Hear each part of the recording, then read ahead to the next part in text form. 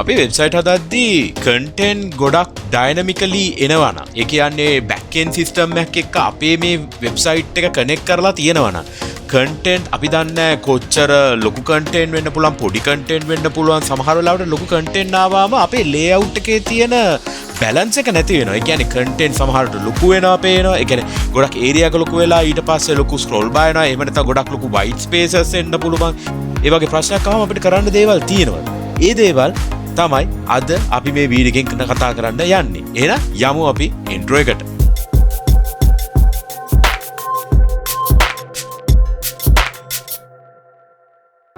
අයිබෝන් වගේ Frontend යාළුවෝ හැමෝටම ඔබ මේක තුලා සිටින්නේ MCodes Frontend YouTube channel එකට. ඔබ channel එකට අලුත් නම් subscribe කරලා bell notification එකත් ඔබලා MCodes family එකට එකතු වෙන්න.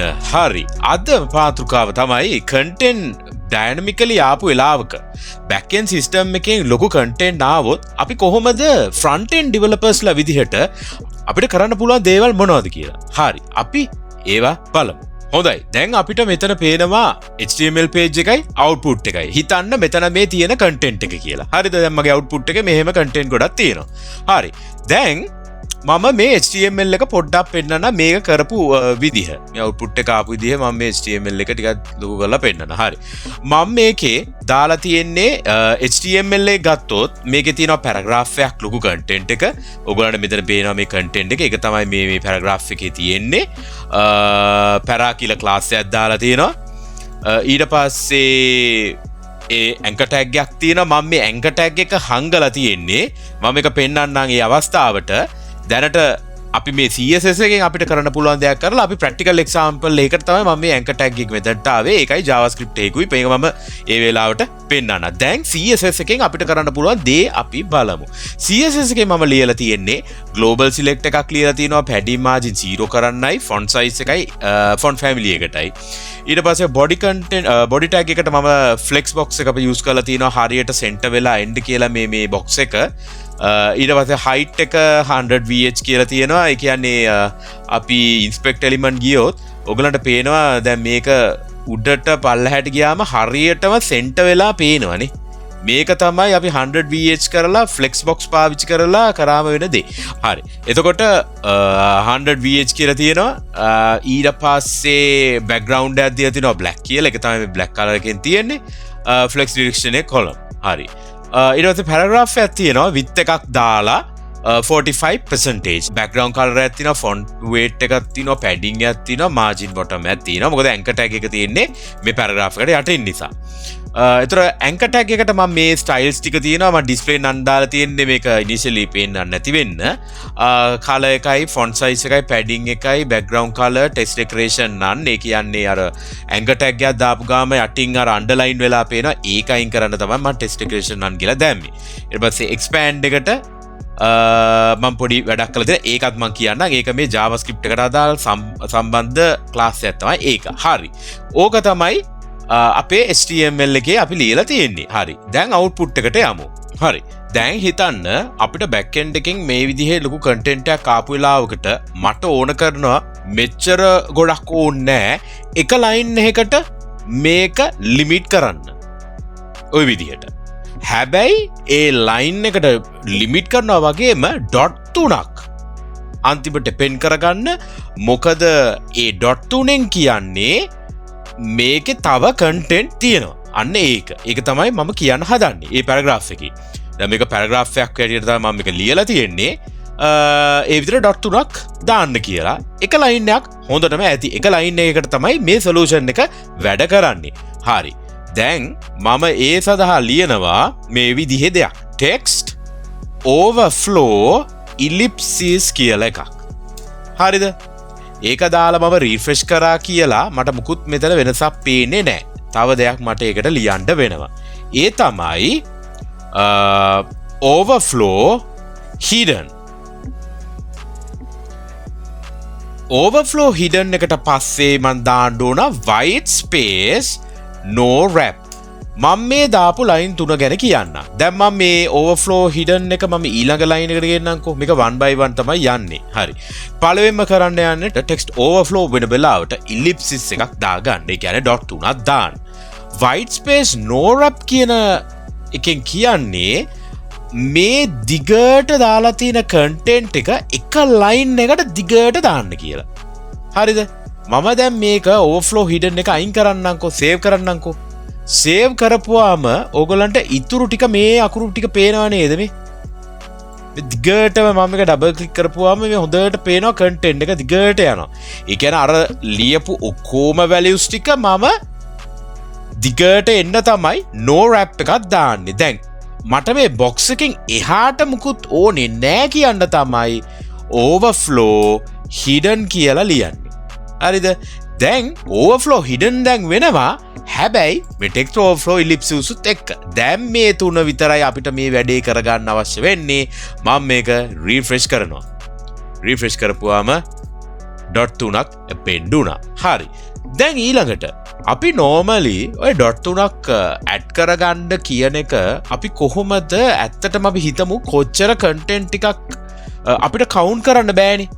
මේ characters ගානට පස්සේ dot 3ක් පෙන්නන්න කියලා. අපි දන්නේ characters වල length එක, ඒ කියන්නේ W, capital W ගොඩක් තිබ්බයි කියලා ඒ content එකේ. එතකොට අපි දන්නේ එක W අකුරයි එක simple L අකුරකුයි තියෙන වෙනස. දැන් බලන්න මම මෙතනට දානවා W අකුරු පේලියක් capital W. හරිද? මම මේක save කරනවා. බලන්න මේ W අකුරු වල දිග. දැන් බලන්න මේකම මම simple I වලින් ගහනවා. හරි දැන් W මෙච්චරක් තිබ්බනේ. simple I වලින් දාවම දැක්කද? මට simple I මෙච්චරයි. හැබැයි W කියන අකුර I අකුරට වඩා දිගයි, width එකෙන් වැඩි. එතකොට අපි කොහොමද කියන්නේ අපිට dynamically අපිට කියන්න අමාරුයි මෙච්චර characters ගානකින් පස්සේ මේ dot තියන්න කියලා. එතකොට CSS පැත්තෙන් අපිට මේක සෑහෙන ලේසි කරලා තියෙනවා මේ වැඩේ accomplish කරන්න, මේ වැඩේ කරගන්න. එතකොට අපිට කරන්න තියෙන්නේ මොකද්ද? මෙන්න මේ line 3 දාන එක. මම මේක මකන්නම්. හරි. මේ line 3 විතරයි අපිට මේ වැඩේට අවශ්‍ය වෙන්නේ. කොච්චර ලොකු කන්ටෙන්ට් එකක් තිබ්බත් කිසිම ප්‍රශ්නයක් නැහැ. එක ලයින් එකකට හදාගන්න කියලා මම කියනවා white space no wrap කියලා. ඒතකොට එක ලයින් එකට ආවහම මගේ මේ box එකට එළියට යන ඔක්කොම text ටික පෙන්වන්නත් එපා කියන overflow hidden කරනවා. ඊට පස්සේ box එක ගාවට වෙනකන් content පුළුවන් තරම් display කරලා වැඩි වෙන හැම එකකටම dot 3 දාන්න කියලා තමයි මේ ellipsis එකෙන් කරන්නේ. මට මේකට width එක 300යි px කියලා දාන්න පුළුවන්, percentage දාන්න පුළුවන්. මම percentage වලටනේ කැමති. දැන් මම මේක percentage නැතුව px දැම්මොත් ඒක px එකට align වෙනවා. දැක්කද? දැන් මම මේකට 450ක් කියලා දැම්මොත් refresh කරාම 450ට මේක හදා ගන්නවා. මම මේක ඉස්සල තිබි 35% කියලා නේ. ඒක මම ඒ විදිහට තියා ගන්නවා. 30 නෙමෙයි 45 නේ. 45 තිබ්බේ. හරි 45% එක තිබ්බා. ඔන්නෝක හරි. දැන් මම ඔයගොල්ලන්ට කලින් කිව්වා නේද මෙතන මේ anchor tag එකක් මම දාගත්තයි කියලා. මේ expand මම මේ real world පොඩි example එකක් ගැන මම කියන්න යන්නේ. දැන් මේ වගේ වෙලාවකට ඉතුරු content ටික කියව ගන්න බෑනේ. ඉතුරු content එක අතට වටිනවනේ. ඒක කරන්න තමයි මම මේ වැඩේ කරන්නේ. මම මුලින්ම මේ display none කියලා anchor tag එක ගලවනවා. මම මේක පොඩ්ඩක් resize කරගෙන refresh කරන්න browser එක. ඔන්න refresh කරපුවාම expand කියලා අකුරු ටික එක expand කියලා link එක ආවා. දැන් මේක click කරාම මට වෙන්න ඕනේ මොකද්ද? මේ content එකේ dot 3 නෙමෙයි. මට මේ මුළු content එකම බලා ගන්න ඕනේ කියලා. හිතන්න ඒ example එක කියලා. හරි. දැන් මම මේක මෙහෙම resize කරගෙන මම කියන්නම් මොකද්ද මම මේකට ලියපු වැඩේ මේ වැඩේට කරපු දේ කියලා. දැන් මේ one line එකට ආපු එකේ වැඩේ එකම මේ one line එකේ හදාගන්න මට ලේසි වුණ එකම දේ තමයි මේ white space no wrap කියන එක. white space no wrap කියන්නේ අර අච්චර දිගට තියෙන content එක එක පේලියට ගන්න කියන එක. ඕක තමයි අපි කරපු දේ. ඒක reverse කරන්න තමයි අපි white space normal කියලා ලියන්නේ. ඒකෙන් වෙන්නේ no wrap කියපු එක reverse වෙනවා. white space normal කිව්වා. දැන් මම reverse කරන්න මම කරන්නේ මෙන්න මේ class එකක් මම extra දාගත්තා. මම extra දාගත්තු මේ expand කියන class එක මම javascript එකෙන් append කරගන්නවා. ඔයගොල්ලෝ හොඳටම දන්නවා CSS වල අපිට පුළුවන් style override කරන්න.